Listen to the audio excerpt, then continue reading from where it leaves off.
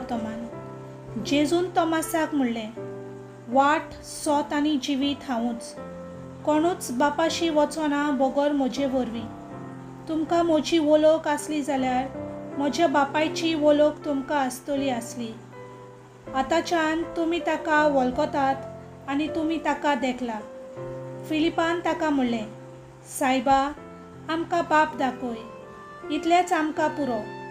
जेजून ताका परतिपाल केलो, फिलीप, इतलो वेळ हांव तुमच्या सांगाती आसा आनी आजून तुमी म्हाका वळखूंक ना?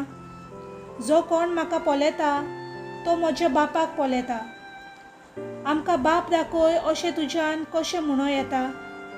हांव बापा सोबे आसा आनी बाप म्हजे सोबे आसा म्हूण तूं सोत मानिनाय? जी उतरां हांव तुमकां सांगता ती हांव म्हजेच वस्तुंगी उलयना, पूण म्हजे सोबे आसा तो बाप आपली कर्तुत्वां करीत आसा। म्हजें सोत मानून घेयात। हांव बापा सोबे आसा आनी बाप म्हजे सोबे आसा।